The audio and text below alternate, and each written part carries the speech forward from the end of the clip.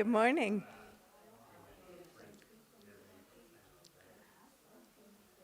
Good morning.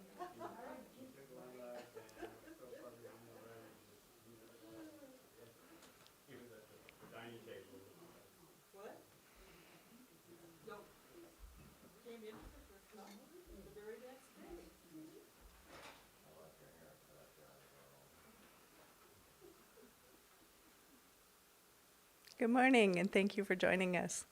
I'm Kelly Capsar, and I'm the practitioner for the day. And we are about to spend 18 minutes together, coming together with ourselves in connection with each other and divine.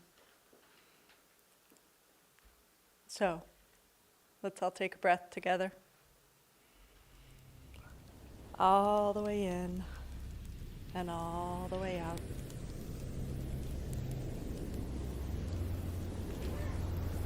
If you choose, I invite you to put your hand on your heart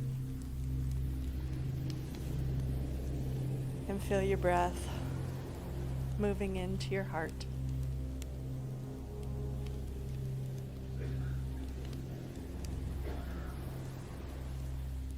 Feel your breath moving into the back of your heart and the sides of your heart.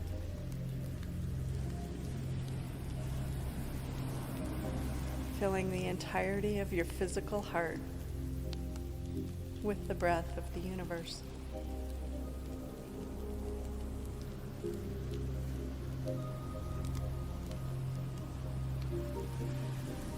Letting that breath expand into your shoulders, into your belly. That breath of divine moving through every cell of your body.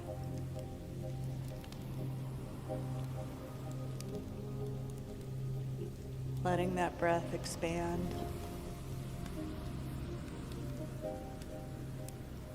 into your elbows, into your hips, into your knees.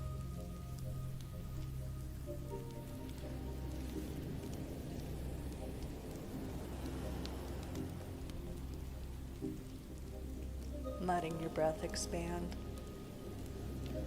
into your head and your hands and your feet.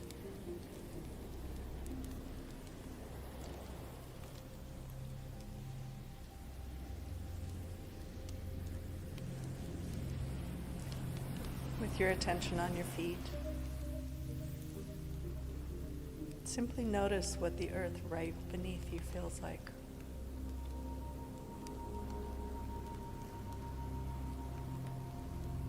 Is it warm or cool?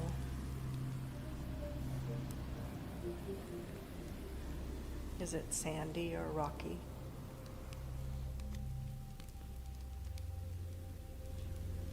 Is it the most nourishing space for you right now?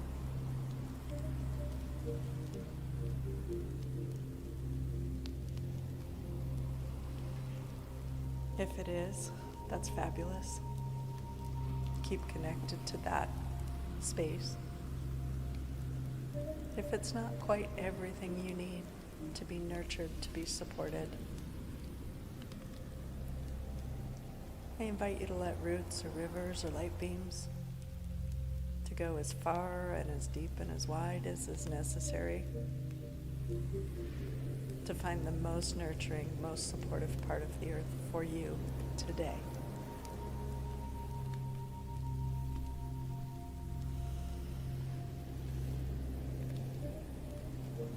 Once you've found that place,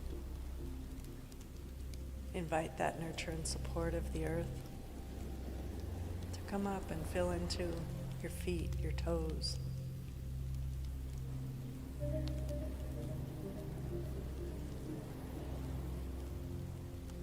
Moving into your ankles and your calves.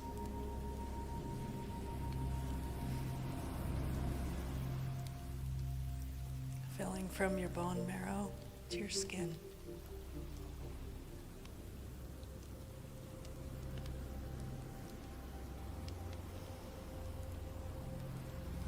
Inviting that nurture and support up into your knees and your hips. Every part of your body filling with nurture, filling with support, filling with the breath of divine.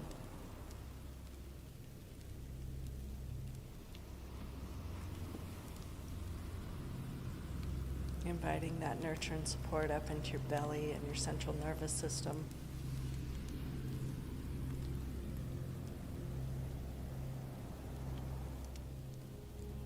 Up into your vital major organs. Into your neck and your jaw. And every part of your brain. The divine breath, the nurture and support of the earth.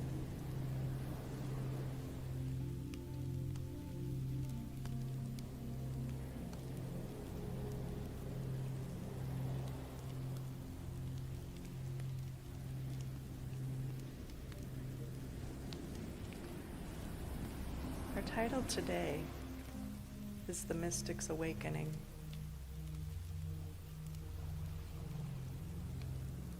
And frequently, as mystics awaken, their worlds change.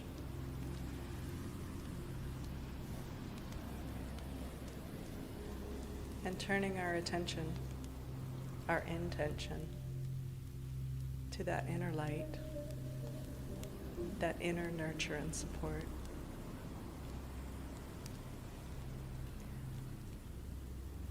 is a huge tool when worlds are changing all around us.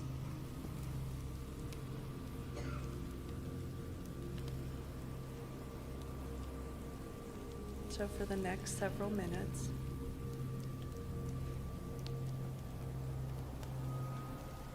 I invite you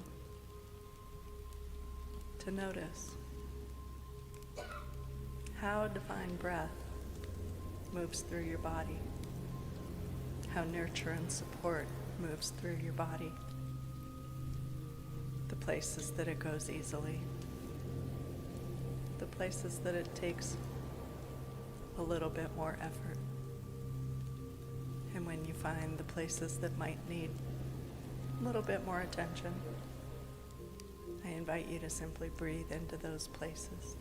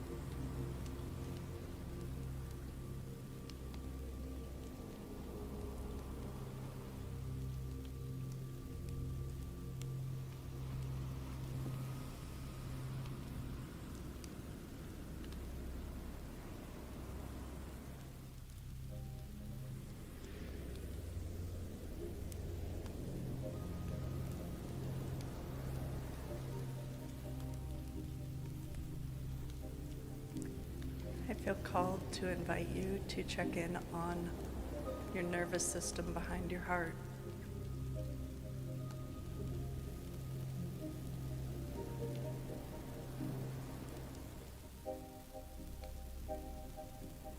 Our nervous systems are one of the very first parts of our physical body that become. Our nervous systems are the part of our physical form, frequently most intimately connected to the divine spark.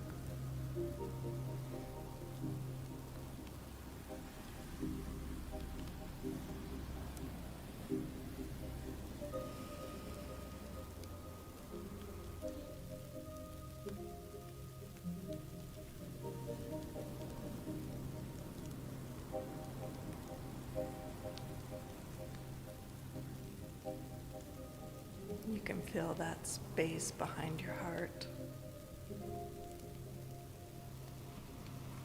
with the breath by imagining a hand of divine supporting you right there.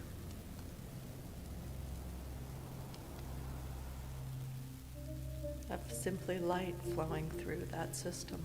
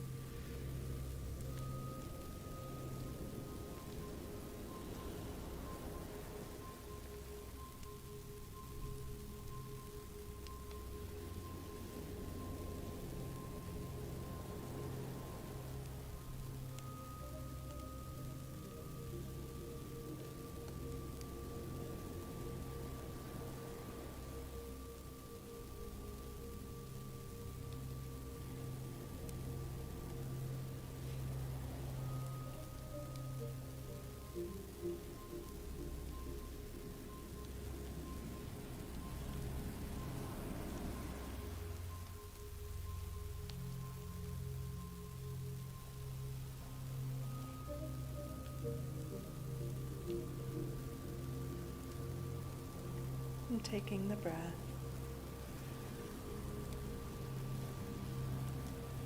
I invite you to slowly, gently, gracefully come back to this time, this space, this body, this room.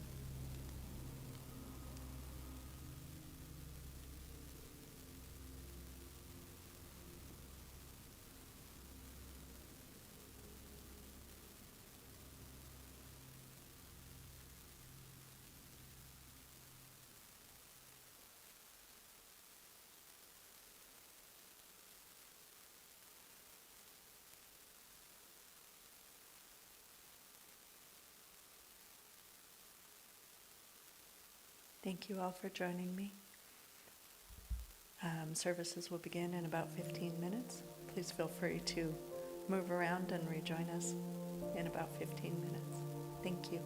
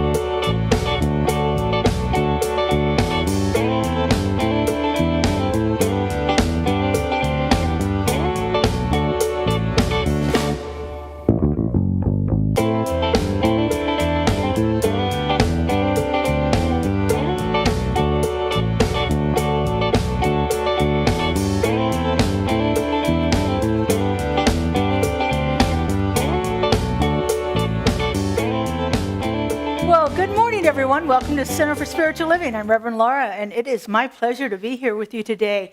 I want to say hi to all those beautiful faces that I get to see all the time. Thank you guys for being back here with us. I see a few faces I haven't seen in a while. I'm glad you came back. And I want to say hi to the people that are joining us online. So if you would, turn and wave at that glass window back there. Joe's got the camera going. And our YouTube audience is there to receive all of the goodness that we have to offer via the internet there. So we are thrilled to have you here with us. If this happens to be your first time, in the back of the seat in front of you is what we call our connection card. If you'd like to fill out any of that information in there, we can put you on our email list and keep you posted on things that are happening here at our center. There's a lot going on all the time here. And for those of you that are already filled that out and have your e-blast handy, make sure you read them. It's also helpful, when we send them out, that they actually get read, so people will know what's going on around here. It's a wonderful way to keep in touch with everything that we're doing. All right, we're going to kick it off with some music. What are we singing, Holy, Justin? holy, holy. Holy, holy, holy. If you'd like to stand and join us, the words are going to be on the screen.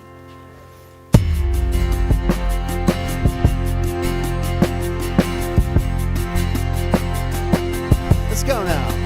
We are holy, holy, holy. We are holy, holy, holy. We are holy, holy, holy. We are holy. We are holy, holy, holy. We are holy, holy, holy. We are holy, holy, holy. We are holy. Spirit divine, come to me, feeling love, healing me.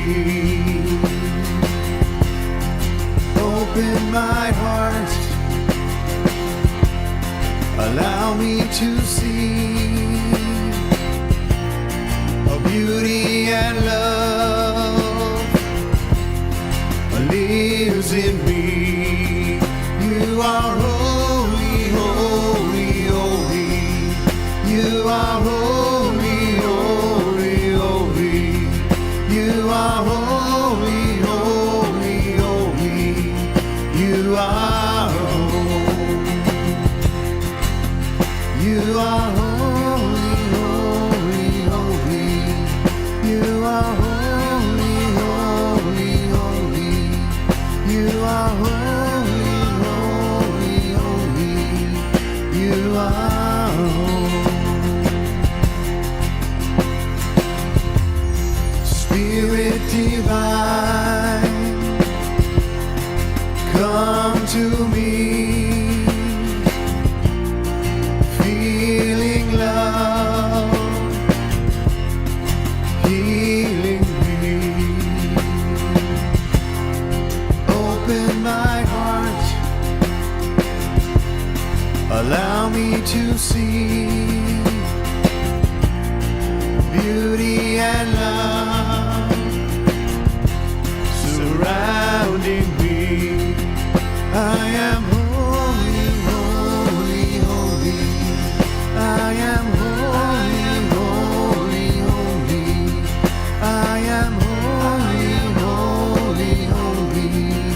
I am holy. I am holy, holy, holy. I am holy, holy, holy. I am holy, holy, holy. I am holy. Here we go.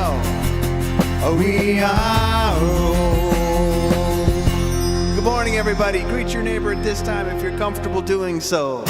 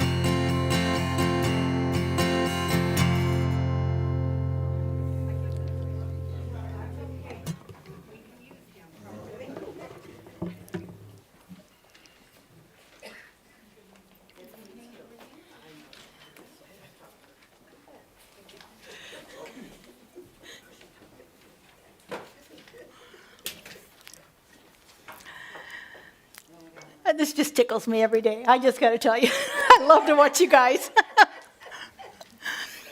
All right, we're going to go into that little more contemplative time. I'm inviting up our practitioner of the day, Kelly Capsar, to give us our affirmation and our invocation. And then we're going to be blessed to have Katie singing with us. Thank you. We have the affirmation behind me, and I have it in front of me, which makes it really fabulous. So let's all say it together. I awaken to the presence of the living light within. And take a breath.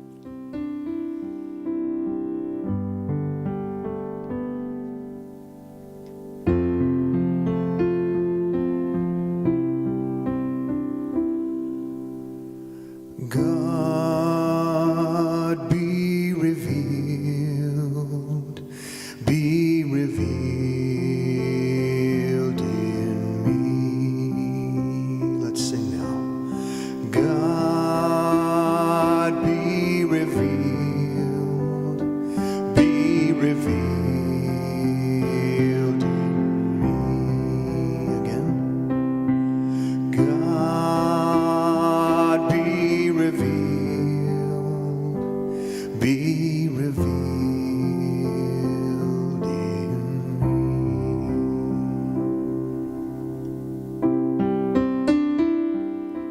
And so continuing in this revelation of divine in, through, and as each and every one of us, I simply breathe into this knowing, into this life, into this grace, into this light that is, the light that is in the rocks and the mountains, the light in the trees and the birds and the bugs,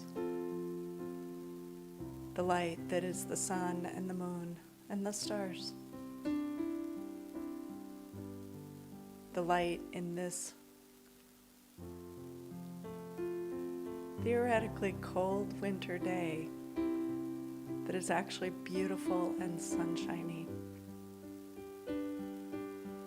And so knowing that this light is the light that of divine, is the light that moves in, through, and as each and every one of us, each and every cell, each and every thought process.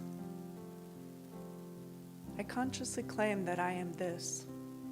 I consciously know that if I am this, then everyone in the sound of my voice is this. Every living thing is this.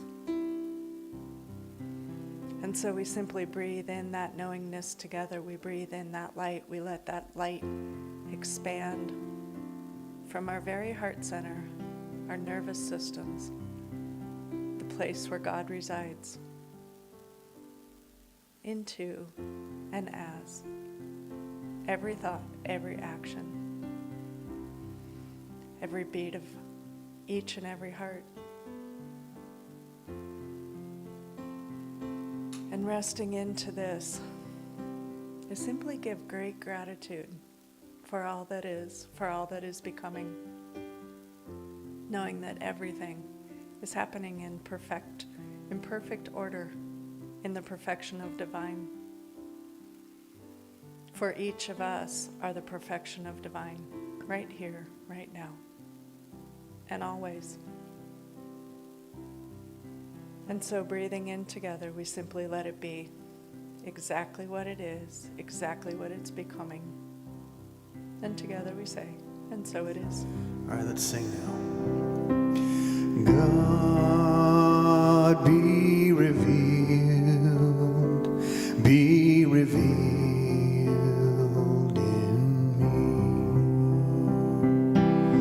God be revealed in me. God be revealed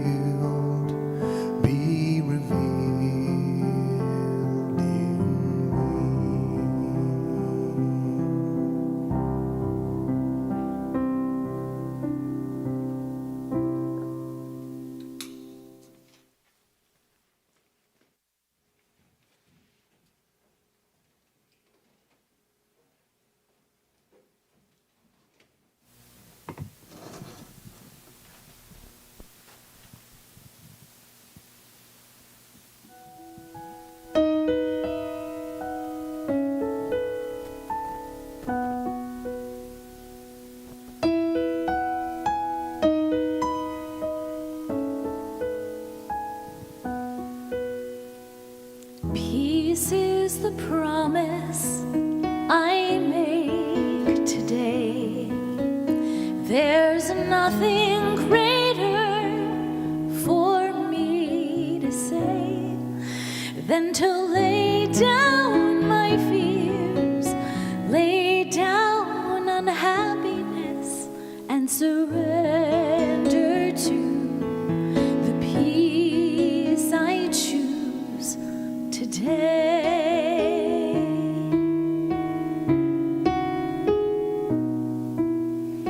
Peace is the gift that I give today. There are no easy shortcuts. Peace is the way. I will lay down my pride, lay down self-righteousness, and surrender to the peace I choose today.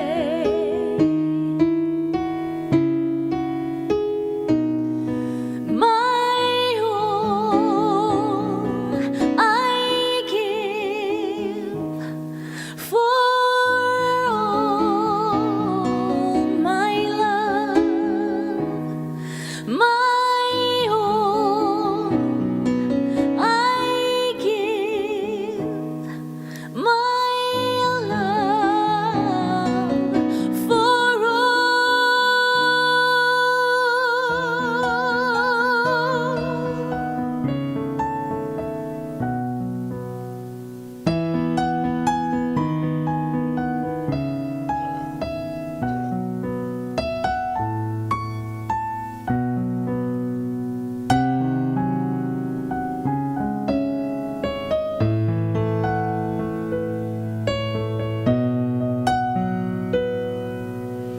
peace is the reason we're here today. No accident, we've been called by name, called to lay down our lives, stand up for greater good, and surrender to the peace we choose today. Peace we choose today. Peace we live today. Peace we give today. Peace today.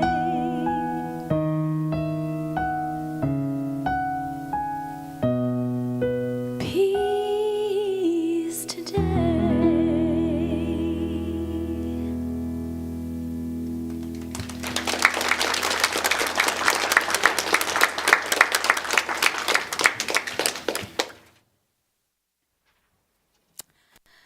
Thank you, Katie. That was beautiful. And thank you, Kelly, for that wonderful invocation. And Justin. I like that new song, Justin. It's a good one. Peace is the reason we're called here today. Imagine that.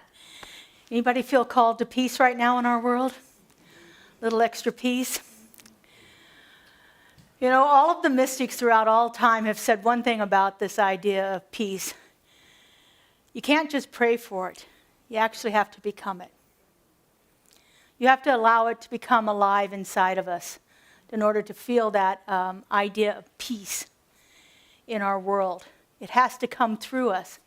Spirit only has a way to work when it works through each one of its creations. That's the only way it works. So today we are continuing our look at our theme for the year, Living the Mystic's Way. And our talk title for January, or for this week, is The Mystic's Awakening. And this idea of peace coming through us is really what that's about awakening to that truth that's already within us, that is looking for an outlet, looking for a way to be expressed in the world.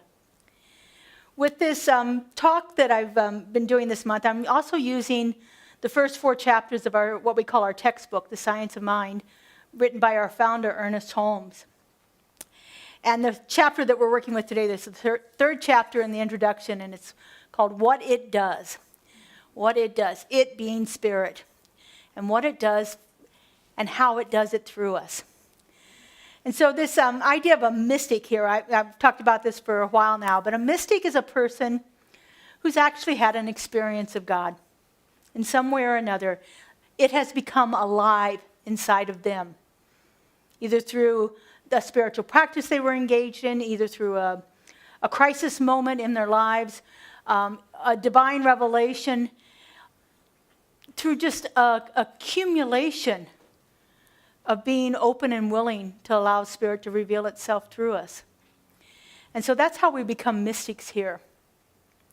And this awakening is about shifting our orientation, shifting our idea of what it means. Oftentimes when we read about these great mystics throughout history, and we think, they talk about this one moment where Spirit just hit them hard and they were awakened. It doesn't happen that way. It's actually a lot of practices. It's everything that led up to that moment that they've done in consciousness, the work that they've done, the trials that they've been through, the ideas that have awakened inside of them. All of that leads up to that spectacular moment when Spirit hits them with the 2x4 and they are now awakened to the world.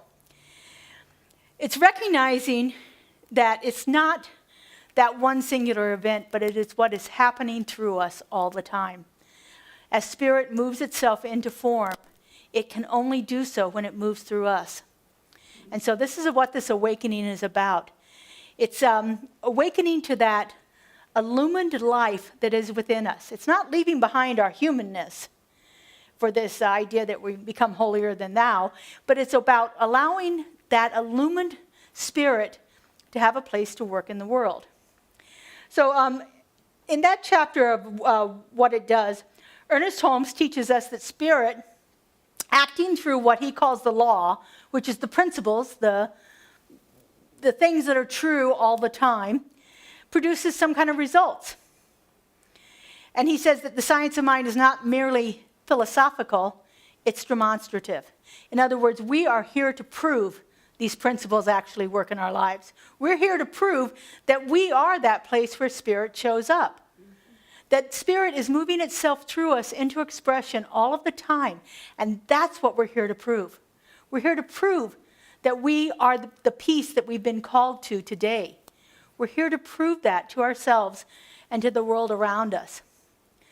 So what begins to happen is that we begin to consciously co-create with Spirit. Spirit is looking for that avenue. It's looking for that place where it can move into expression. And if we are resistant to it, it doesn't really have a place to operate. But as we start to cooperate with Spirit, where we actually kind of get out of our own way a little bit, and we can allow Spirit to move through us in different ways. And so when Spirit is moving through us and acting according to the law, to those principles, then it produces results. Not just symbolic results, not abstract results, but actual lived, tangible results in our lives. It's when things really begin to shift and open up for us.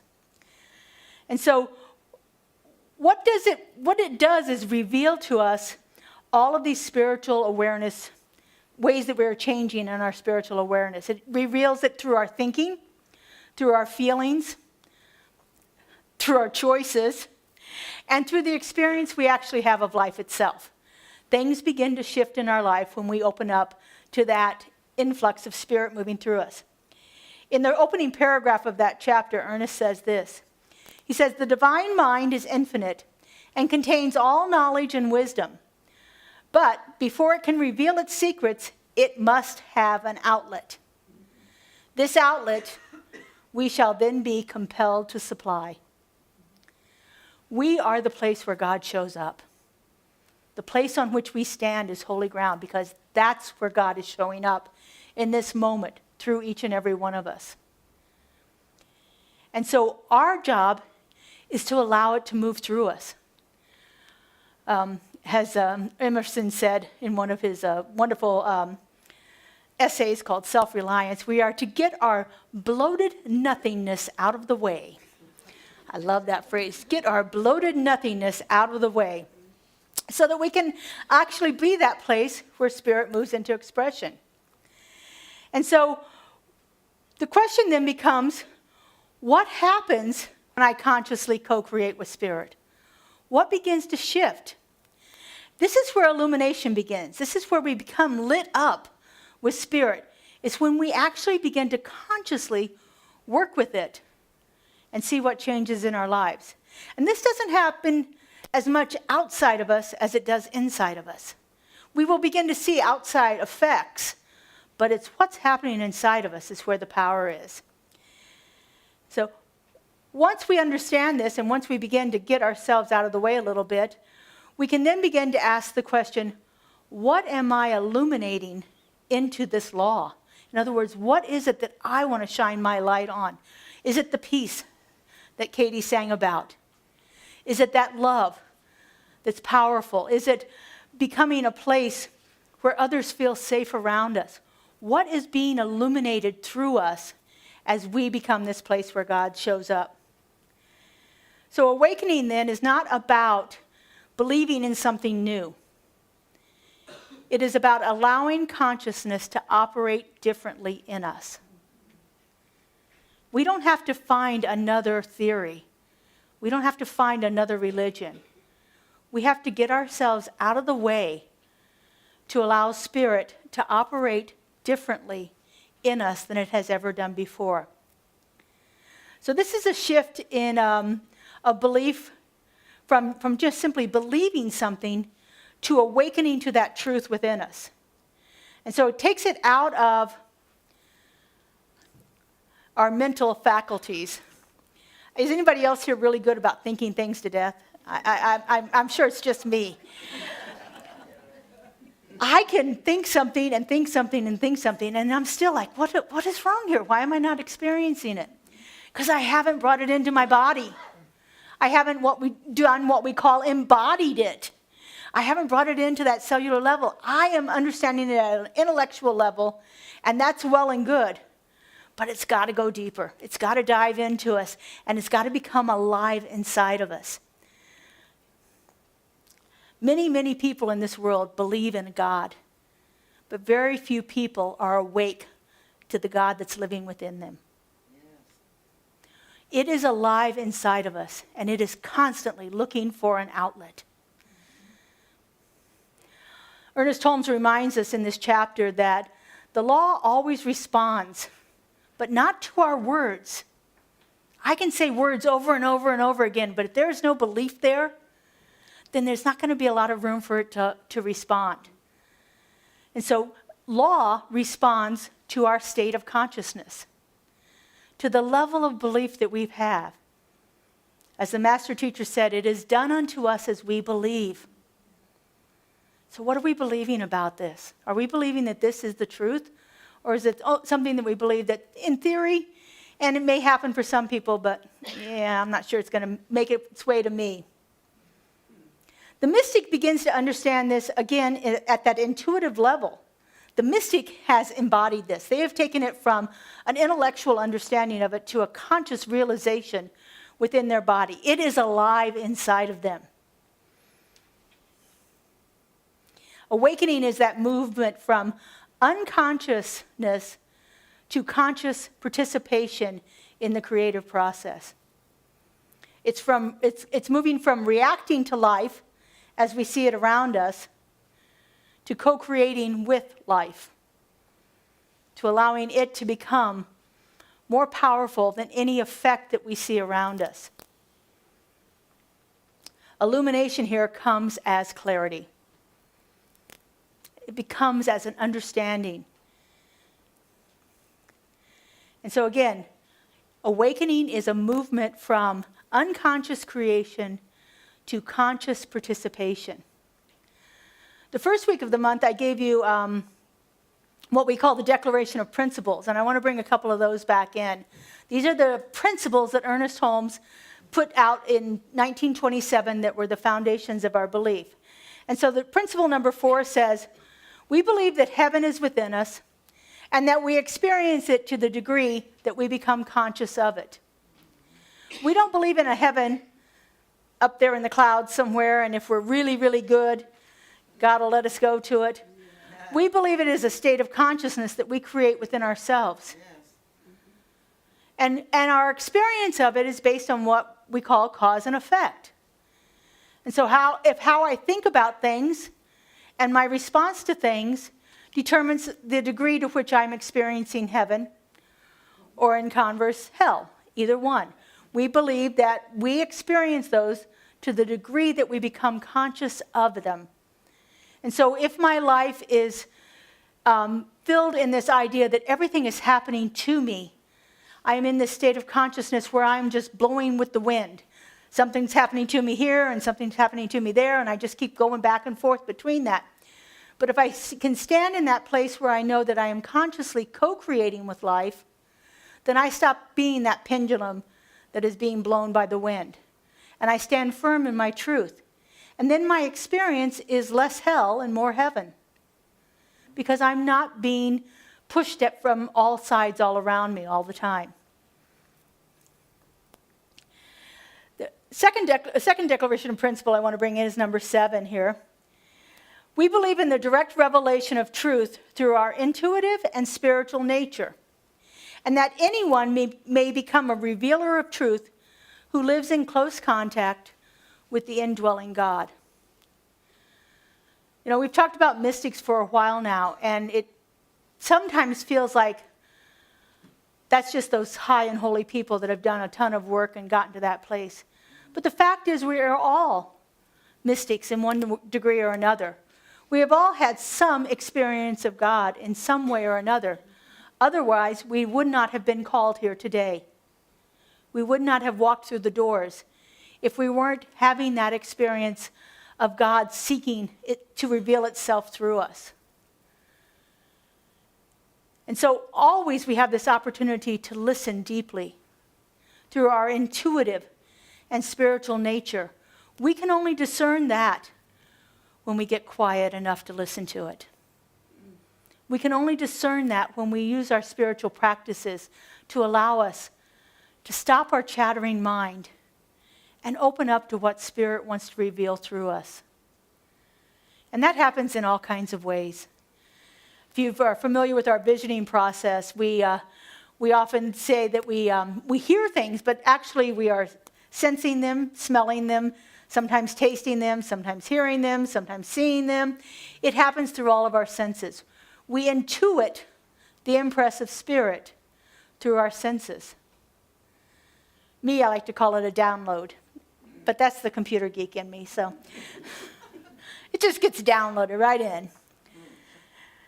And so again, this awakening is that movement from unconscious creation to just being out there, being blown around the wind, to conscious participation in life, co-creating with life.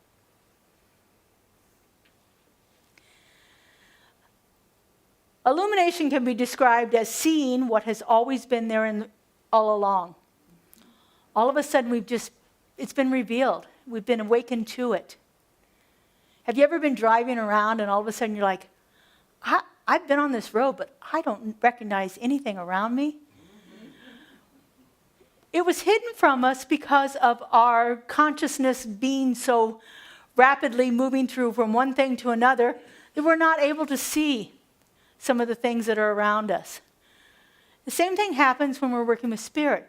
Because our active mind is going all the time, it's difficult for us to hear that voice of the divine. It's difficult for us to get that download or to feel that impress of Spirit as it's revealing itself to us. It is constantly looking for an outlet. It is constantly looking for a place to operate in our lives. There's a fabulous story by Elizabeth Gilbert in one of her books where she's gotten this friend who is another author, and they're meeting for lunch one day. And Elizabeth Gilbert has this story that's been trying to write itself through her all the time. And so she starts to tell her friend this story, and as she's describing it, it's about a middle-aged woman who goes to the Amazon to work for a construction company and falls in love with her boss. And her friend across the table just gets this look on her face like, what in the world here is happening, and pulls out her notebook. Now, they lived on opposite ends of the country. Her friend pulls out a notebook where there is a story about this middle-aged woman who goes to the Amazon to work for a construction company. Spirit couldn't get Elizabeth Gilbert to write it fast enough, so it downloaded it to her friend. That's what happens. If we're not receptive to it, it's going to look for another outlet. It's going to look for a place where it can show up and do the work that it needs to do. Spirit would like it to be you, but it doesn't really care. It's going to find a place.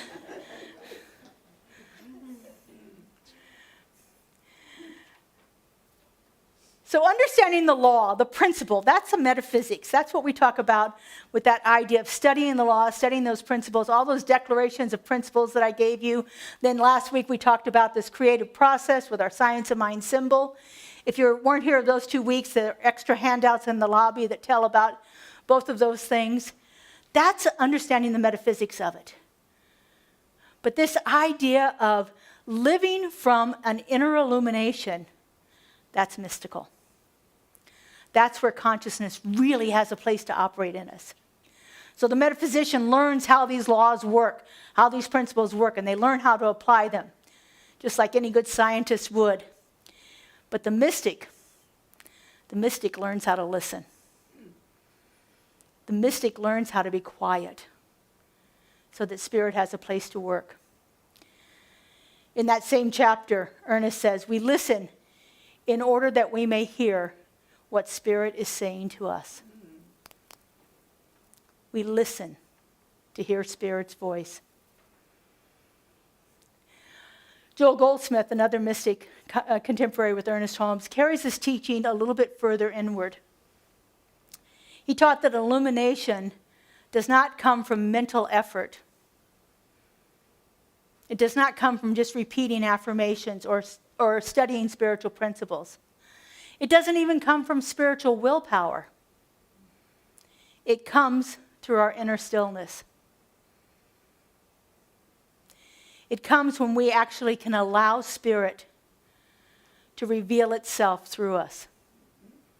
When we stop trying to make it work in our lives and we begin to allow it to work, a huge shift happens for us. Goldsmith calls this the interior awakening. And he says that we need to be willing to be used by God, be willing to be used by truth, be willing to be an instrument through which truth reveals itself. So a listening attitude, a willing attitude, a surrender of all of my mental machinations that want to make themselves work in my life, and open up a way from which the imprisoned splendor may emerge. It's in there. It's looking for the outlet.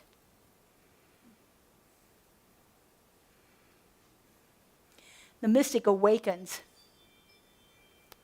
when that inner knowing, that inner truth, becomes so tangible in us that the only thing it can do is show itself forth. When we stop being so dependent on the things that are around us and more dependent on the things that are within us, then life begins to really shift for us. Now, this doesn't remove every single challenge that we ever face, but it can transform our relationship with the challenge. So when we are facing with a challenge and we say something like, why is this happening to me? The mystic begins to shift that around. What is here for me to know? What is here for me to grow from?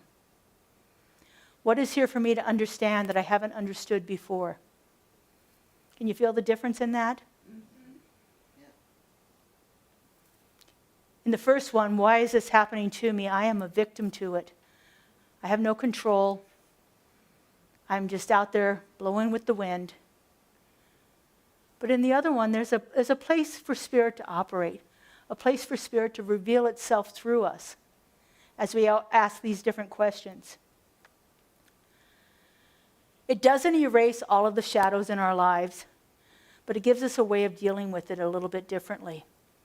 It brings light into the shadow. And you know shadows disappear when you shine the light. This awakening helps us loosen our fear. It helps us remove some of that tight grip that fear can have on us. It helps us get away from reacting to something as our only way of responding. It allows us to step back and to see things differently. Life begins to feel more like it's guided than some random occurrence. And life begins to take on a purpose we may not have known before. Awakening is not about escaping all of the problems in our lives. Problems come and go. It's about engaging with life with a different clarity, with a different purpose. So here are some ways that we can actually begin to, hit too far, awakening as a way of living, to actually begin to put this into practice here. The first one is that pause. Pause before reacting. Now this can be pause before reacting to bad things. It can also, in my experience, be a pause before reacting to those things I'm really excited about. I have a tendency to just say yes way too quickly when I'm excited about something. Pause before reacting. Pause before responding. I once heard somebody say that when they were asked to do something, they had learned to tell the people, "Let me think about that, I'll get back to you." What a beautiful way to give themselves that pause. Let me think about that, and I'll get back to you. Another thing we can do is we can choose to trust over trying to control.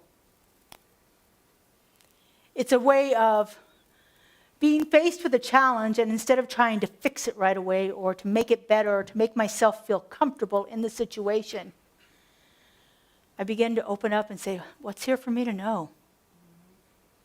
How am I going to shift through this?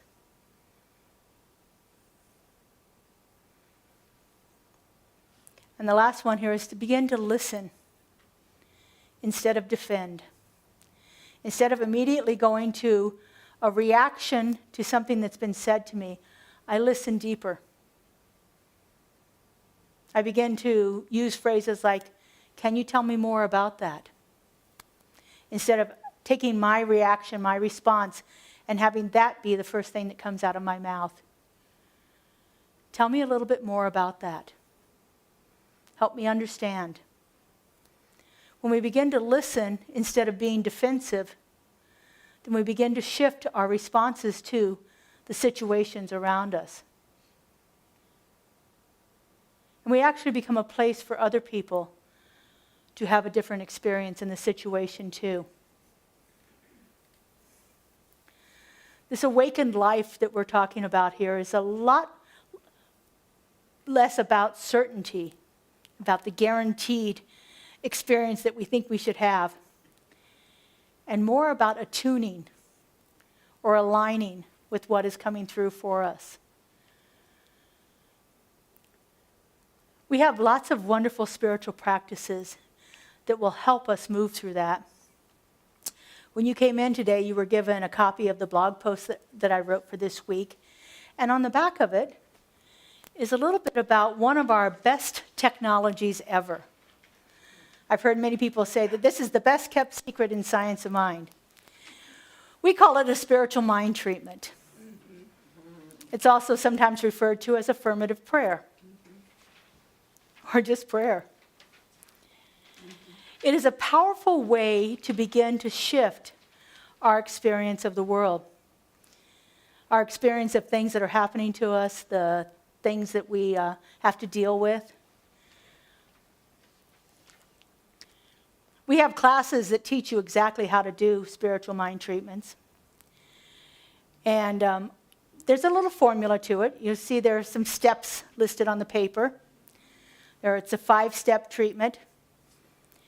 In some versions of Science of Mind, it's a 7-step treatment. I was taught with the 5 steps, so can't tell you exactly what the 7 are. But the first one begins with acknowledging spirit. We call that recognition. And it's all about God. This is our opportunity to build within us that experience of what God is. You often hear our practitioners using absolutely beautiful statements when they are talking about what God is to them. But it's all about God and recognition. Then our second step is, if God is all of this, and how wonderful it is, because I know that God created everything, it must have created me. So the second step is I unify myself with God. So all of those wonderful things about God that I said in that recognition, I need to remind myself that I am them too.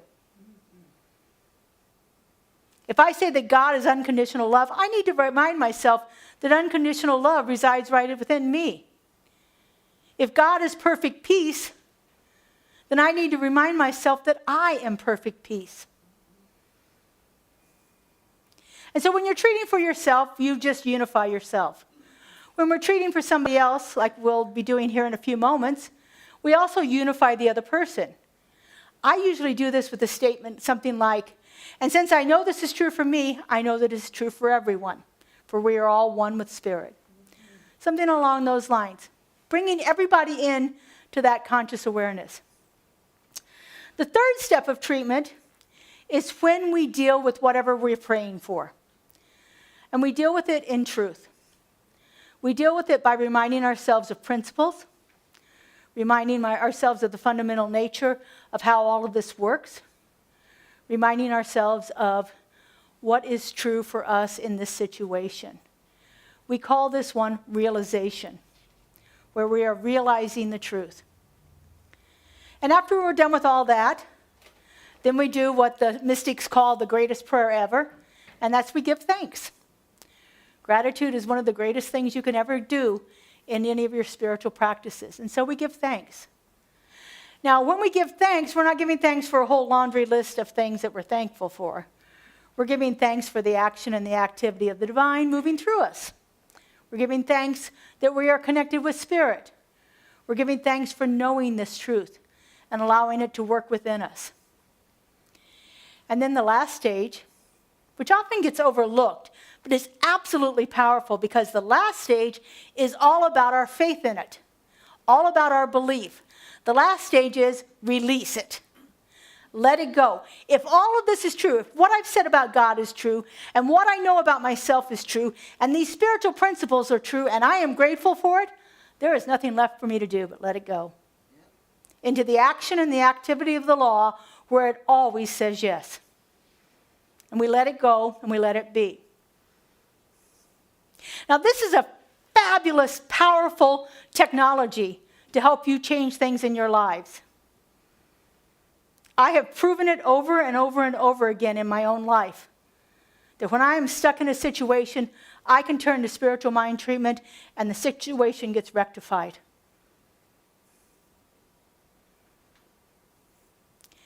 But there's a few things that are absolutely necessary for spiritual mind treatment to work. And the first one is, you got to ask for it. You actually have to ask for treatment. You have to step out and say, please, would you pray for me for this? The prayer becomes active the moment you ask, not the moment anybody else begins to pray for you. It is the asking that activates the prayer.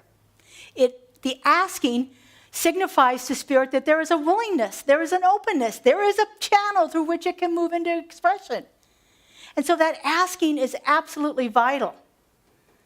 And so we have lots of ways you can ask for prayer here. You can do it on our website.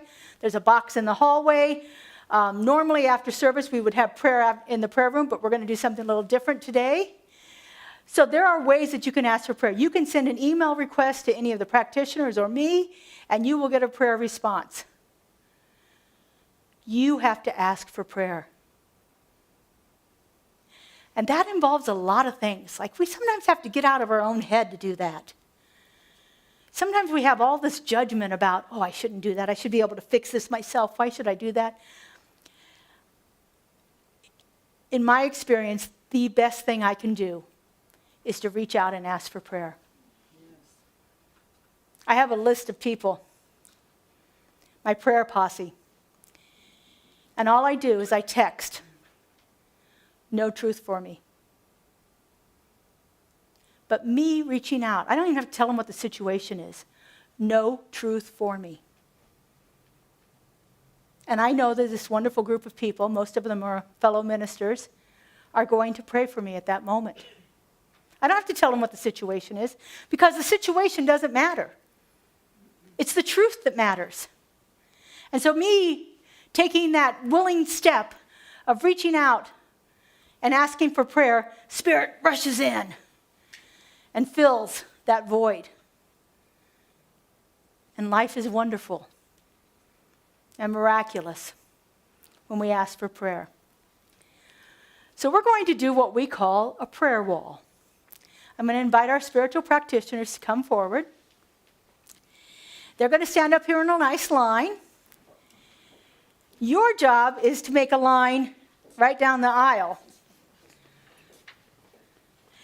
And when you come to the next practitioner that is available, the first thing you're going to do is you're going to tell them what your name is, even if you think they know it. Because trust me, we get up here and we get in the moment and it's like, yeah, Spirit's there. I can't remember who you are. I mean, it's not a personal thing. It's just the way it happens to work. So the first thing you're going to do is you're going to come up and say, hi, my name is Laura. And then you're going to ask for prayer. Now, we've simplified it a little bit by giving you some words that you can use here to request prayer. So, for instance, if you are having some financial difficulties, you might want to request prayer for abundance. Or perhaps you're having some trouble figuring out what it is, and you'd ask for prayer for clarity.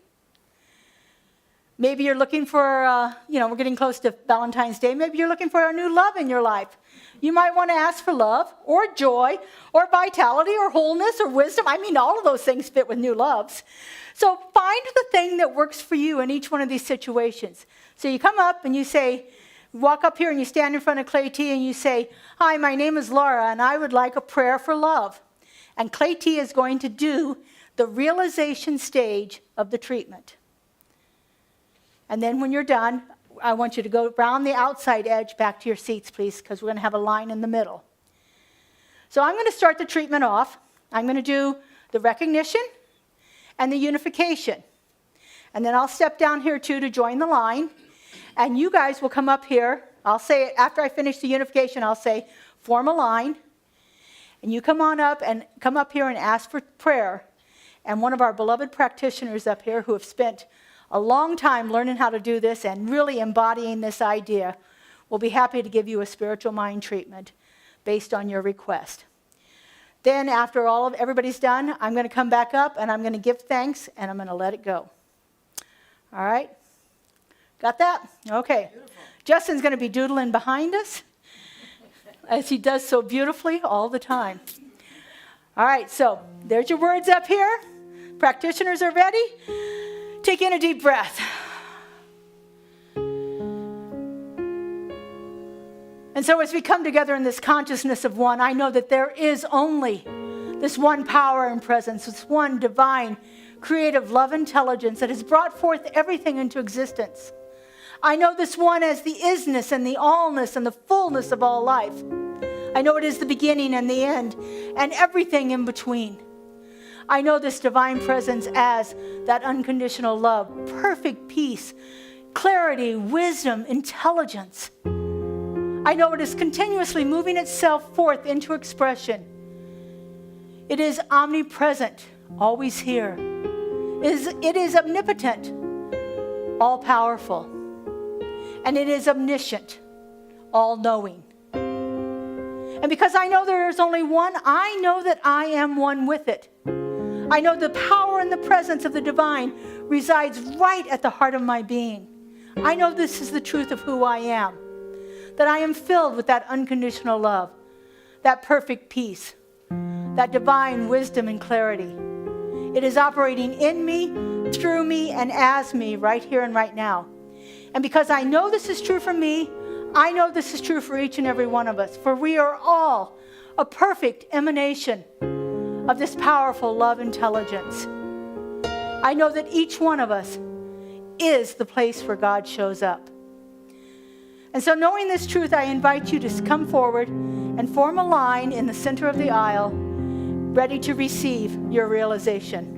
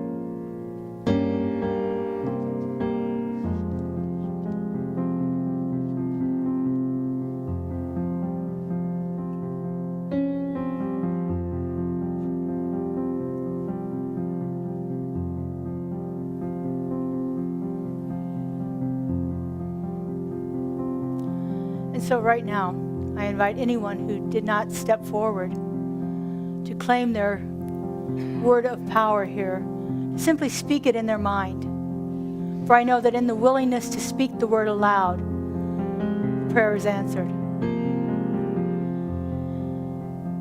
And how grateful I am to be in this consciousness of one, to feel the power and the presence of the divine moving itself into expression through each and every prayer that has been uttered here today.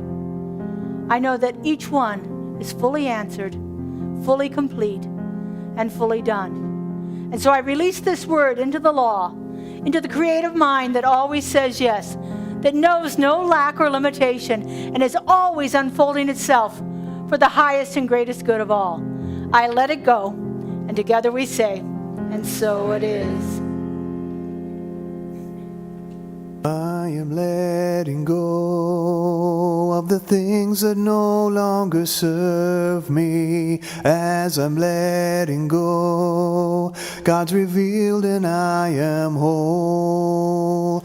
I am letting go of the things that no longer serve me. As I'm letting go, God's revealed and I am whole. I am letting go of the things that no longer serve me. As I'm letting go, God's revealed and I am whole. I am letting go of the things that no longer serve me. As I'm letting go, God's revealed and I am whole.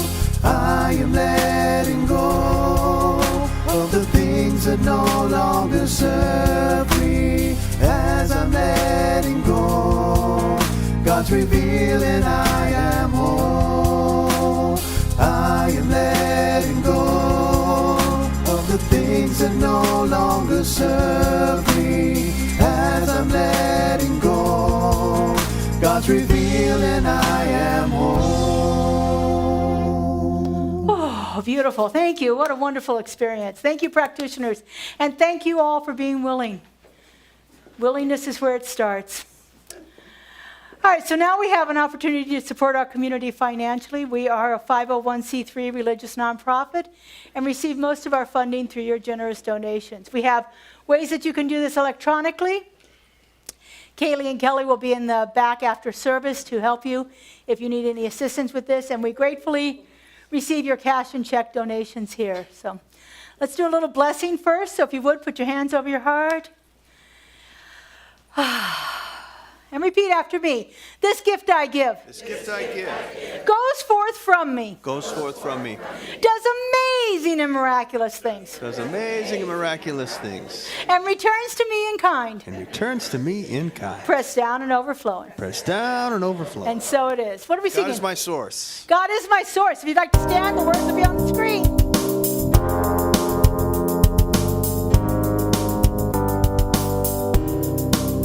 God is my source. God is my power.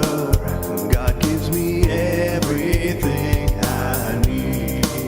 So I give thanks for all my blessings. God gives me everything I need.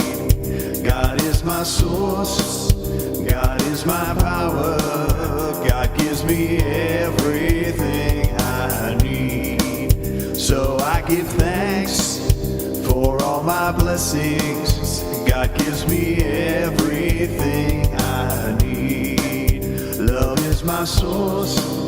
Love is my power. Love gives me everything I need. So I give thanks for all my blessings. Love gives me everything I need. Joy is my source. Joy is my power. Joy gives me everything I need. So I give thanks for all my blessings. Joy gives me everything I need. Joy gives me everything I need. Joy gives me everything I need. Oh, beautiful. And so in joyous gratitude, we just simply give thanks for everything that's been received here today, knowing that it multiplies and blesses our community amazingly. And so it is. Thank you. All right, let's bring up Katie again for some more music.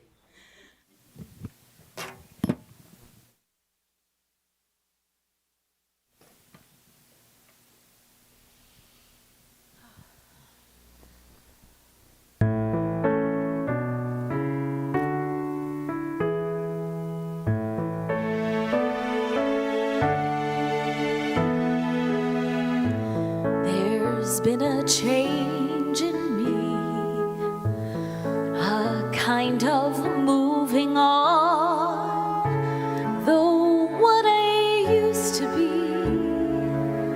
I still depend upon.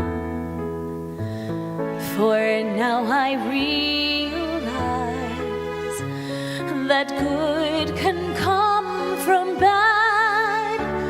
That may not make me wise, but oh, it makes me glad. And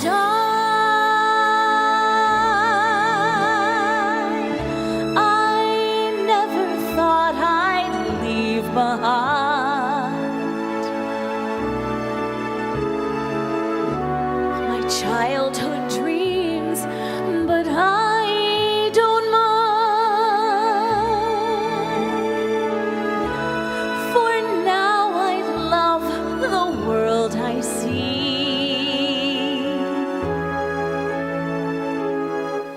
No change of heart, a change in me.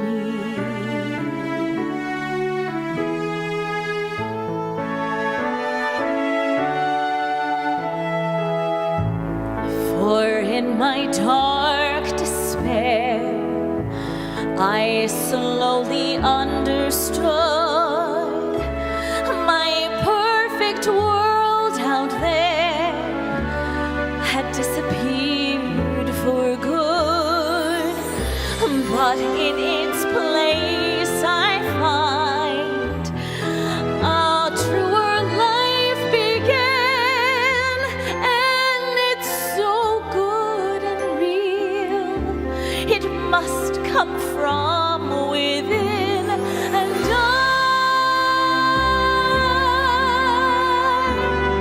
I never thought I'd leave behind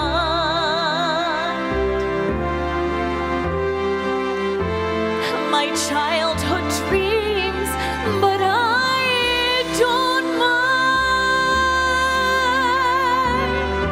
I'm aware and who I want to be.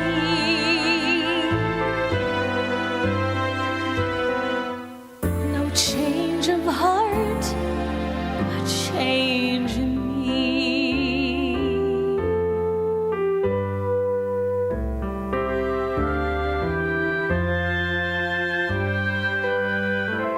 No change of heart, a change in me.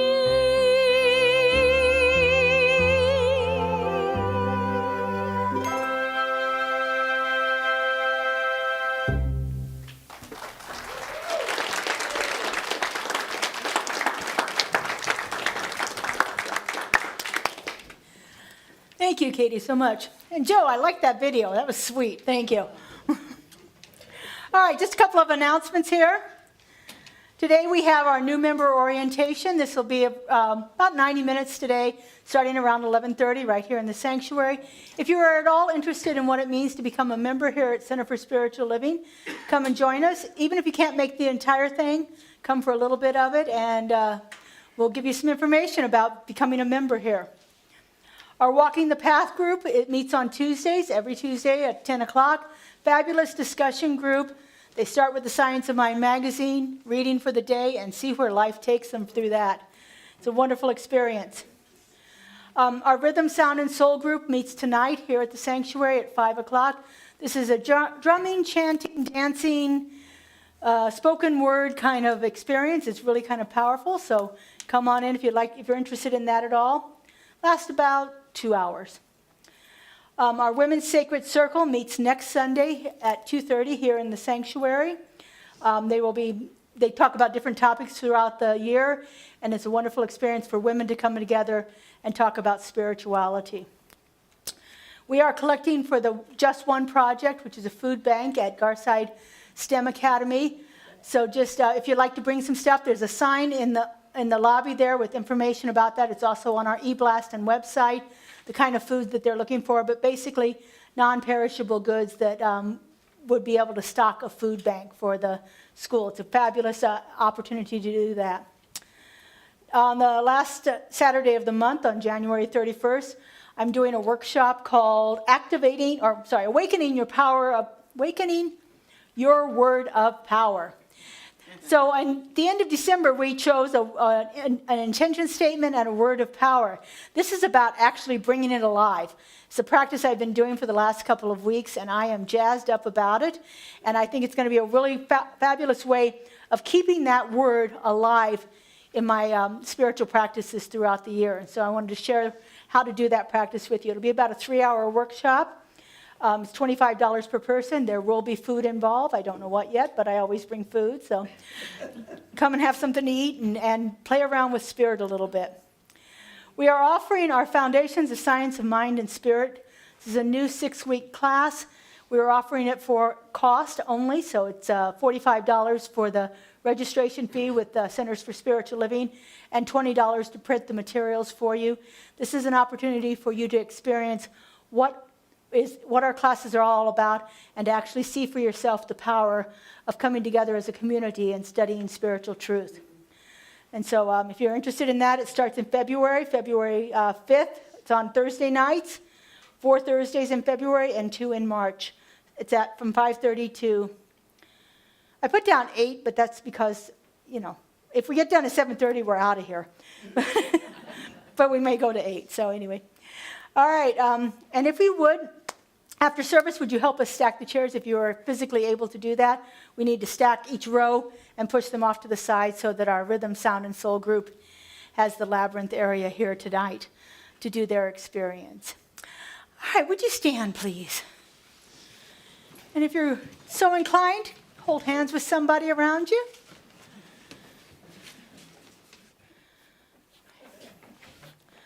All right. I love how we bridge the gaps. Do you see that? All right, would you repeat after me? There is only one life. There is only one life. That life is God. That life is God. That life is perfect. That life is perfect. That life is my life now. That life is my life now. Have a beautiful and blessed week, everyone.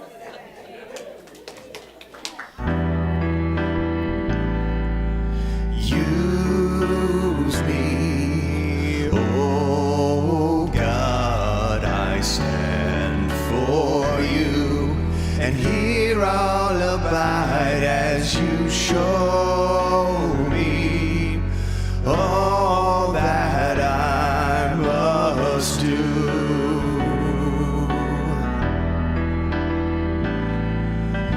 Use me, oh God, I stand for you, and here I'll abide as you show me all that I must do.